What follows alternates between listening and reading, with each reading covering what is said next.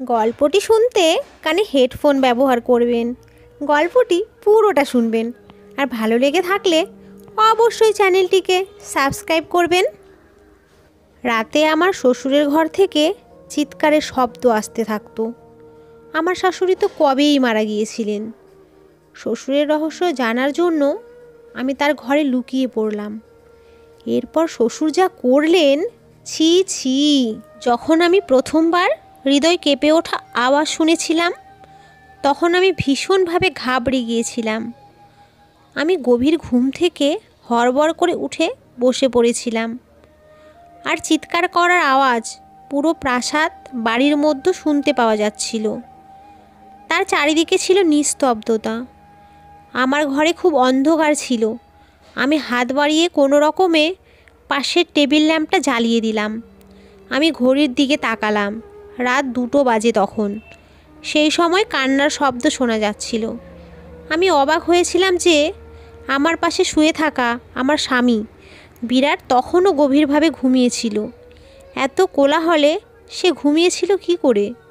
গতকালই তো আমি বিরাটের বধূ হয়ে এই বাড়িতে এসেছি। বিরাটকে আমি খুব ধুমধাম করে বিয়ে করেছি।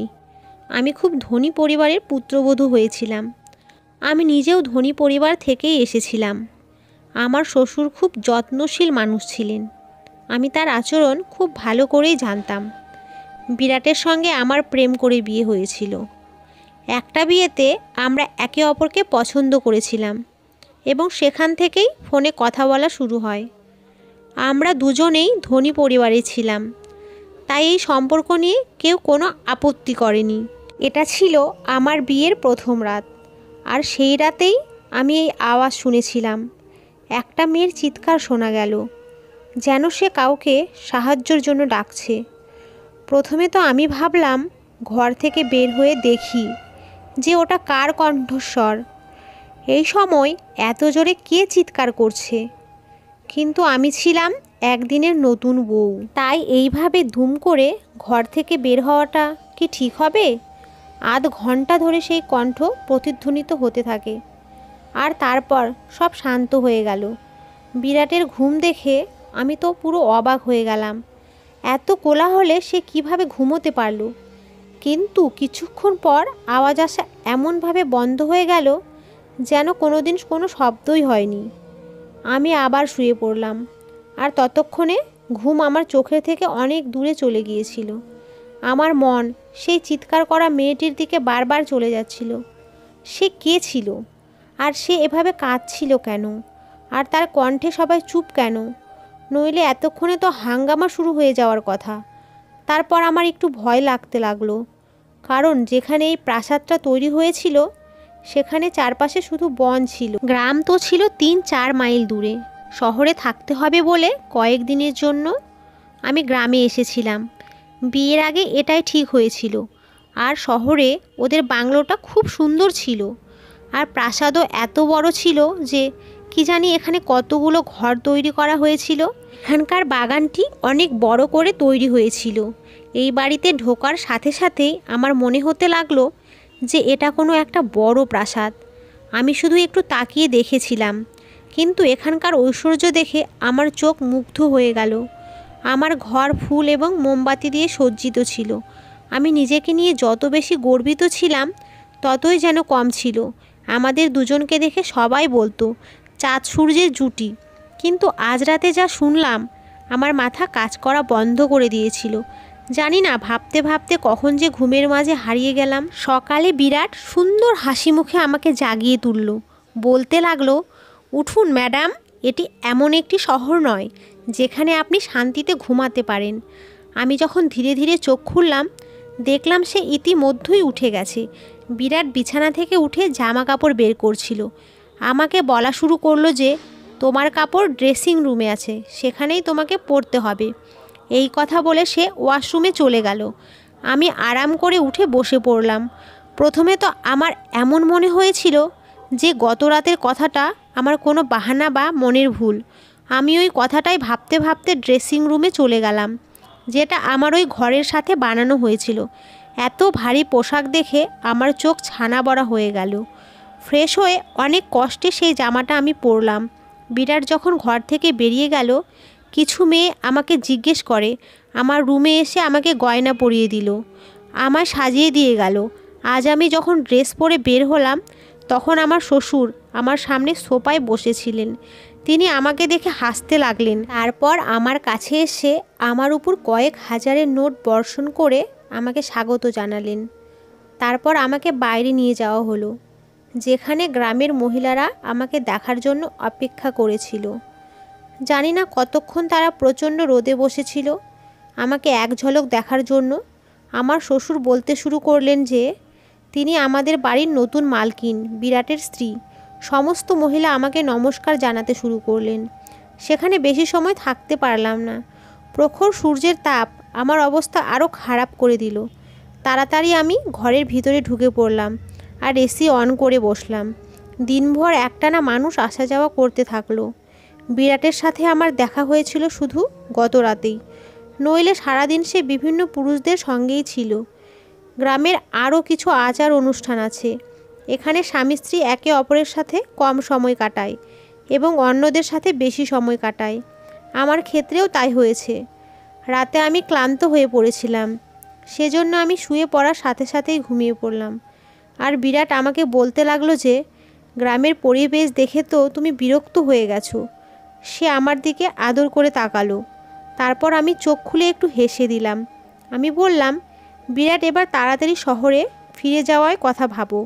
আমি এমন পরিবেশে অভ্যস্ত নয়। আমার কথায় কেন জানি না বিরাটের হাসি মিলিয়ে গেল। তারপর বিছানায় হেলান দিয়ে সে বসলো। বলা শুরু করলো, এখন তো সেটা সম্ভব না, কিন্তু আমি চেষ্টা করব। আমি ঘুমিয়ে থাকলেও চোখ মেলে তার দিকে তাকাতে লাগলাম। বিরাট, আমি 2 দিনের বেশি গ্রামে থাকতে পারবো না। তুমি এটা খুব ভালো করেই জানো। এখানকার পোশাকে, এখানকার জীবনযাত্রায় আমি দম বন্ধ অনুভব করি। অদ্ভুত এক শ্বাসরুদ্ধকর পরিবেশ এখানে, আমি থাকতে পারবো না। আমার কথা শুনে সে গভীর চিন্তায় পড়ে গেল। তখন সে একটা সিগারেট বের করলো, লাইটার দিয়ে জ্বালিয়ে ধূমপান করতে লাগলো। আমার ঘুম পেয়েছিল, তাই আমি তাড়াতাড়ি ঘুমিয়ে পড়েছিলাম। রাতে আবার একই শব্দে আমার চোখ খুলে গেল। সেই একটি মেয়ের চিৎকার, নিজেকে বাঁচানোর জন্য সাহায্য চাইছিল সে। আমি সঙ্গে সঙ্গে উঠলাম এবং বিরাটকেও জাগিয়ে দিলাম। ঘুমের মধ্যে ও আমাকে দেখতে লাগলো। আমি বললাম, বিরাট, কেউ চিৎকার করছে। আমার কথায় সে লুকিয়ে চোখ ফেরালো। বলতে লাগলো, কীরকম কণ্ঠ? আমি তো এখানে কোনো শব্দ শুনতে পাচ্ছি না। ওর এই কথা শুনে আমি তো অবাক হয়ে গেলাম। এটা কিভাবে সম্ভব হলো? আমি তো মেয়েটির কান্নার শব্দ দিব্যি শুনতে পেলাম, কিন্তু বিরাট তা শুনতে পাচ্ছে না। আমি অবাক হয়ে বিরাটের দিকে তাকালাম। আমি বললাম, তুমি একটা মেয়ের গলা শুনতে পাচ্ছ না? সে বলতে লাগলো, না, আমি তো কোনো শব্দ শুনতে পাচ্ছি না। আমি ঘুমোচ্ছি, আমাকে আর বিরক্ত করবে না। এই বলে সে আবার ঘুমিয়ে পড়ল। আর ভয়ে আমার তো অবস্থা খারাপ হয়ে গিয়েছিল। এই কণ্ঠস্বর কি শুধু আমিই শুনছিলাম? মানে তাহলে ওটা কোনো ভূত? ভাবতে ভাবতে আমি ভয়ে কাঁপতে লাগলাম। ভয়ে ভয়ে আমি বিরাটকে জড়িয়ে ধরে শুয়ে পড়লাম। আমার হৃৎপিণ্ড জোরে জোরে স্পন্দিত হচ্ছিল।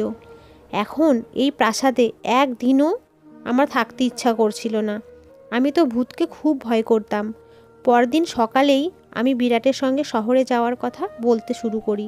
আমি বললাম, আমি শহরে ফিরে যেতে চাই, আমার ভয় লাগছে এখানে। আমি এখানে 2 দিন ধরেই চিৎকারের শব্দ শুনতে পাচ্ছি, যেন সাহায্যের জন্য কোনো মেয়ে ডাকছে। আমি এখানে থাকতে পারবো না। ভয়ে মনে হচ্ছিল এখনই আমি কেঁদে ফেলবো। বিরাট আমার মুখ মনোযোগ দিয়ে দেখছিল। সে থেকে থেকেই নিজের নজর লুকাচ্ছিল আমার থেকে। সে আমাকে বলা শুরু করলো, বছরের পর বছর ধরে প্রাসাদটি এভাবেই ভুতুড়ে হয়ে রয়েছে। কেউ কেউ এমন শব্দ শুনতে পায় যেমন তুমি শুনতে পাচ্ছ, কিন্তু সেই ভুতুড়ে শব্দ বা ছায়াগুলো কখনো আমাদের ক্ষতি করেনি। নইলে আমার বৌদিরা কি এখানে থাকতে পারতো? বিরাটের কোনো কথাতেই আমি শান্তি পাচ্ছিলাম না। আর আমি শুধু শহরে যাওয়ার অপেক্ষায় ছিলাম। সকালে জলখাবার খাওয়ার সময় আমার শ্বশুর বিরাটকে জিজ্ঞেস করলেন, তুমি কখন শহরে যাচ্ছ? একথা শুনে বিরাটের চায়ের কাপ হাতেই থেকে গেল। কিন্তু আমি মনে মনে খুশি হলাম যে কেউ আমাদের গ্রাম থেকে শহরে পাঠানোর কথা ভেবেছে। বিরাট বলল, বাবা, যা তোমার হুকুম। বিরাট কষ্ট করে একথা বলেছিল। বাবাকে সে খুব ভয় পেত। শ্বশুর বলতে লাগলেন, আজ সন্ধ্যার মধ্যে শহরে যাবার প্রস্তুতি নাও, সেখানে গিয়ে তুমি সেখানকার কাজ দেখো। আমি তো তখন পুরো আনন্দে আটখানা। তখন আমি তাড়াতাড়ি চা শেষ করলাম আর চেয়ারটা পিছনে ঠেলে উঠে দাঁড়িয়ে পড়লাম। শ্বশুর আমাকে তখন বলতে লাগলেন, বৌমা তুমি আজ তো ঠিকমতো নাস্তা করনি কেন? আমি বললাম, আমাকে নিজের এবং বিরাটের জন্য প্যাক করতে হবে, সন্ধ্যার মধ্যে সেসব কাজ সারতে সময় লাগবে। আমার কথা শুনে বিরাটের দিকে তাকাতে লাগলেন আর বললেন, তুমি বউকে বলনি যে সে এখন থেকে এখানেই থাকবে? এই ব্যাপারটা আমার হৃদয়ে আঘাত করেছিল এবং আমি অবাক হয়ে বিরাটের দিকে তাকিয়েছিলাম। বিরাট বলতে লাগলো, আমি ভুলে গেছি বাবা। আমার শ্বশুর তখন আমাকে বলতে লাগলেন, তুমি এখন আমাদের ইজ্জত, আর আমাদের বাড়ির মহিলারা প্রাসাদ থেকে বের হয় না, তুমি এখানেই থাকবে, শহরে শুধু বিরাট যাবে। আমি এটা শুনে হতবাক হয়ে গিয়েছিলাম। বিরাট এটা আগে বলেনি আমায়। সে আমাকে এটাই বলেছিল যে আমাকে কিছুদিন মাত্র গ্রামে থাকতে হবে, তারপর সে আমাকে তার সাথে শহরে নিয়ে যাবে। আমি রাগ করে উঠে ঘরে চলে গেলাম। আমাকে মিথ্যা বলা হয়েছিল। কিছুক্ষণ পর ঘরে এলো বিরাট। আমি কাঁদতে কাঁদতে বললাম, আমি এই ভুতুড়ে বাড়িতে থাকতে চাই না। তুমি আমাকে বলেছিলে যে আমরা শহরে থাকব। তুমি গিয়ে তোমার বাবাকে বলো। আমার কথা শুনে সে আমার পাশে বসে খুব আদর করে বলল, আমি এখনোই তোমাকে শহরে নিয়ে যেতে পারবো না। কয়েক মাস তুমি এখানে থাকো, এখানকার নারীদের মতো করেই, তারপর তোমায় আমি শহরে নিয়ে যাব। আমি বললাম, তোমাকে ছাড়া আমি এখানে থাকবো না। রাতের সেই চিৎকার আমাকে প্রাণে মেরে ফেলবে। আমি খুবই আতঙ্কিত ছিলাম। সে আমাকে বলতে লাগলো, ওইসব চিৎকারে কান দেবে না, সে যেই হোক না কেন, সে তোমার কোনো ক্ষতি করবে না। এইটা আমি তোমাকে কথা দিতে পারি। তুমি শুধু রুমটা লক করে রাখবে আর রাতে একদম বাইরে বেরোবে না। বিড়ালের কথা আমাকে অনেক ভয় পাইয়ে দিল। আমি বললাম, রাতে এই ঘরে আমি একা ঘুমাতে পারবো না। বিরাট কিছু একটা ভাবতে লাগলো, তারপর বলা শুরু করলো, ঠিক আছে, বাবাকে জিজ্ঞেস করে কাজের মেয়ের ব্যবস্থা করব, যে তোমার সাথে এই ঘরে ঘুমাবে। কিন্তু তুমি শুধু এটা চেষ্টা করো, বাবা তোমার বিরুদ্ধে কোনো অভিযোগ যেন না করে। আমি তার এই কথায় মাথা নাড়ালাম। বিরাট সন্ধ্যায় শহরের উদ্দেশ্য রওনা হয়েছিল আর আমি এখানে একাই রয়ে গেলাম। রাতে আমার ঘরে একজন কাজের মেয়ে আমার সাথে ঘুমাতে শুরু করলো। সে তার বিছানা মাটিতে বিছিয়ে শুয়ে পড়তো। রাতে যখন ওই চিৎকার করার আওয়াজ আসতো, আমার চোখ খুলে যেত। চিৎকারের আওয়াজ যখন আসতো, আমি বুঝতে পেরেছিলাম যে সেই দাসীও ওই আওয়াজ শুনতে পায়, কারণ আওয়াজ আসতেই ওই মেয়েটির ঘুম ভেঙে যেত আর সে এপাশ ওপাশ করতে থাকতো। অনেকবার আমি দাসীকে চিৎকারের বিষয়ে জিজ্ঞেস করেছি। তাকে সে ব্যাপারে জিজ্ঞাসা করলেই তার মুখ ফ্যাকাশে হয়ে যেত আর সে ভয় পেয়ে যেত। তারপর মাথা নাড়তে নাড়তে সে বলতে লাগলো, এমন আওয়াজ আমি কখনো শুনিনি। আমি তার ভয় থেকে অনুমান করেছিলাম যে এই গল্পটা ঠিক অন্য কিছু। তাই আমি তাকে বলেছিলাম যে আমি জানি তুমিও সেই কণ্ঠস্বর শুনতে পাচ্ছ। আমার কথা শুনে সে আমার সামনে হাত জোড় করে বলতে লাগলো, হাভেলিতে কাউকে এই কথা বলবেন না, নইলে খুব খারাপ হবে। ওই দাসীর কথা শুনে আমি জানতে চাইলাম, অন্তত তোমার জানা উচিত এই পুরো ব্যাপারটা কী। রাতে ওই সব চিৎকার শুনে সিদ্ধান্ত নিলাম, সত্যিটা কি তা এবার আমি নিজেই খুঁজে বের করব। কারণ কোথাও আমি নিশ্চিন্ত ছিলাম যে এটা ভূতের ব্যাপার নয়। রাতে চিৎকারের আওয়াজ শুনে তাই আমি উঠে দাঁড়ালাম এবং পা টিপে টিপে গিয়ে আস্তে আস্তে আমার ঘরের দরজা খুললাম। আমি উপরের তলা থেকে সেই কণ্ঠস্বর শুনতে পাচ্ছিলাম। আমি আস্তে আস্তে উপরে উঠলাম। এখন আমি সেই কণ্ঠস্বর আরও কাছ থেকে শুনতে পাচ্ছিলাম। সেই কণ্ঠস্বর অনুসরণ করে এগিয়ে গেলে সামনের ঘরটা দেখে আমি তো চমকে উঠলাম, কারণ ওটা তো ছিল আমার শ্বশুরের ঘর, যেখান থেকে মেয়েটির চিৎকারের শব্দ ভেসে আসছিল। তখন তো আমার মুখের রং উড়ে গেল। আমি নিচে ফিরে এলাম এবং আমার স্পন্দিত হৃৎপিণ্ডকে নিয়ন্ত্রণ করার জন্য আমার রুমে ঢুকে গেলাম। বিক্রম অর্থাৎ আমার শ্বশুরের ঘর থেকে সেই কণ্ঠস্বর শুনে আমি ভাবতেও পারিনি যে সে এমন হতে পারে। তার স্ত্রীও বেঁচে ছিলেন না, আবার বিয়েও করেননি তিনি। দুনিয়ার সামনে তো তিনি এত বড় ছিলেন, তাহলে ওই শব্দ? আমি নিজের সাথে কথা বলতে লাগলাম। তার প্রতি আমার অনেক শ্রদ্ধা ছিল। আমি তাকে এভাবে ভাবতেও পারিনি। আমার চোখ দিয়ে জল পড়তে লাগলো। বিছানায় বসে আমি কাঁদতে লাগলাম। আমার শ্বশুর কি তাহলে মহিলাদের সাথে? না না, এটা কিভাবে সম্ভব? গ্রামবাসী তাকে অনেক সম্মান করে। তাহলে এটা কি ছিল? এই যে রূপটা আজ নিজের চোখে আমি দেখলাম, সারা রাত আমি জেগেই কাটিয়ে দিলাম, কারণ আমি তাদের সম্পর্কে এমন ভাবতেও পারিনি। সকালে নাস্তায় উনি সেইভাবেই বসলেন, আমার চোখ দেখে চা খেতে খেতে বললেন, বিরাট আমার পুত্রবধূর সঙ্গে ফোনে কথা বলেনি, তাই আমার বৌমা কাঁদতে কাঁদতে চোখ ফুলিয়ে ফেলেছে। আমি তার কথার কোনো উত্তর দিলাম না।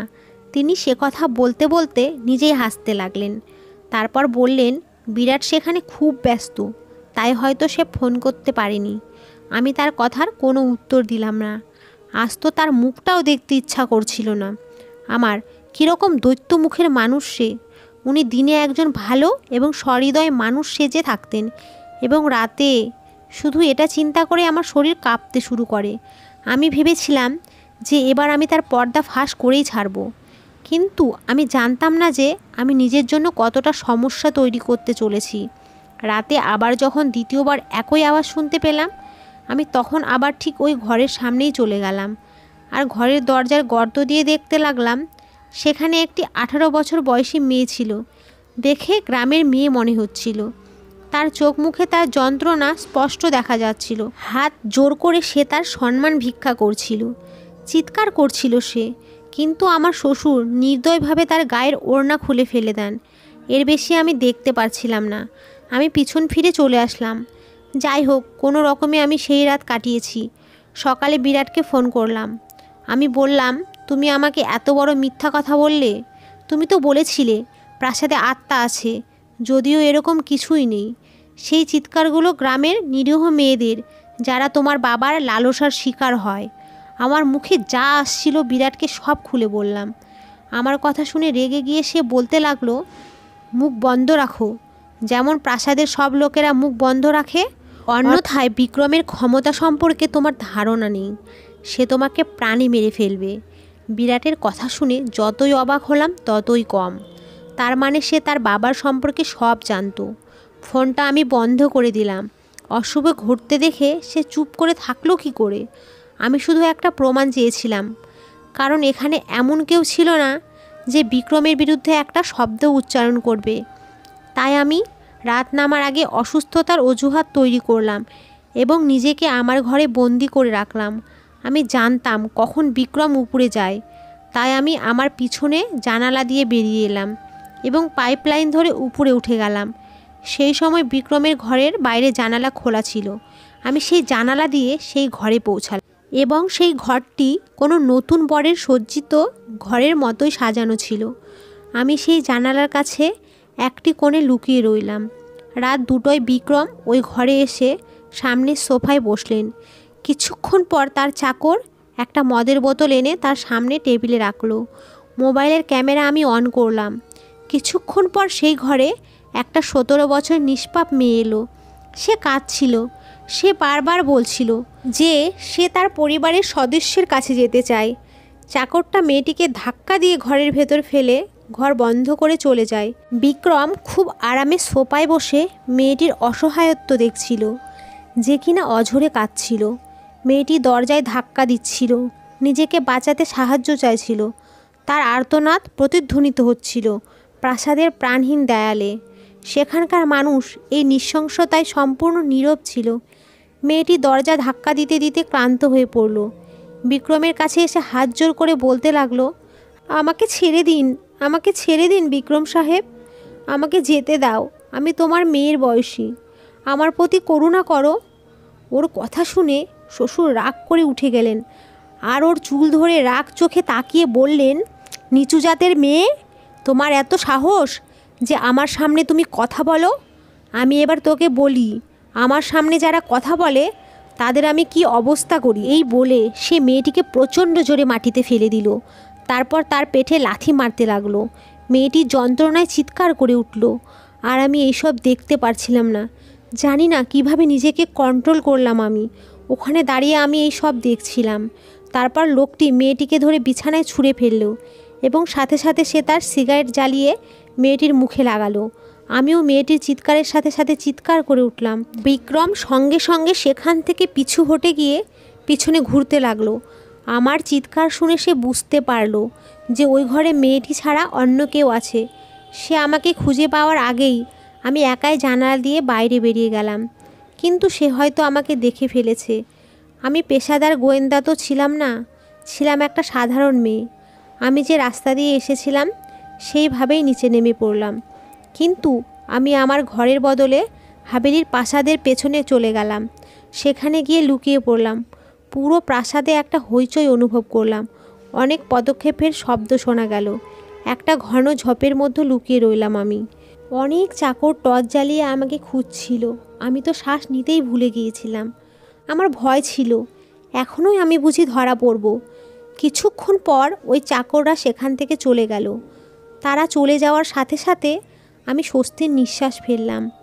আমি একটা গাছে উঠতে লাগলাম, যেটা এই প্রাচীরের দেয়ালে লেগে আছে। ওই গাছে উঠে দেয়ালের ওপাশে তাকালাম, যেটা ছিল ঘন জঙ্গল। আমি সেখানে ঝাঁপিয়ে পড়লাম। সেই জঙ্গল পেরিয়ে কোথায় পৌঁছবে জানতাম না, কিন্তু আমি দৌড়াতে থাকলাম। সকাল পর্যন্ত দৌড়ালাম। স্নান আলো আসতেই দেখলাম যে আমি রাস্তার কাছে পৌঁছে গেছি। একই সময়ে শহরের দিকে যাওয়ার জন্য একটি বাস যাচ্ছিল। সেই বাসে আমি বসলাম। সারাটা পথ আমার ওড়না দিয়ে আমি মুখ লুকিয়ে রাখলাম। শহরে পৌঁছানোর সাথে সাথে আমার বাবার বন্ধুর সাথে আমার দেখা হলো, যিনি ডিআইজি ছিলেন। তাকে সেই ভিডিও দেখালাম আমি। আমার কারণে ওই গ্রামে এই জঘন্য খেলার গল্প শেষ হয়ে গিয়েছিল। বিক্রমের পাশাপাশি বিরাটও ধরা পড়ে। ওই লোকেরা গ্রামের যুবতী মেয়েদের সঙ্গে অন্যায় কাজকর্ম করে তাদের অন্য দেশে পাঠিয়ে দিত। আমি বিরাটের থেকে ডিভোর্স নিয়েছিলাম, কারণ এমন একজনের সাথে আমি আমার জীবন কাটাতে পারিনি। কিন্তু আমি খুশি যে আমার কারণে অনেক মেয়ে রক্ষা পেয়েছে। ধন্যবাদ বন্ধুরা।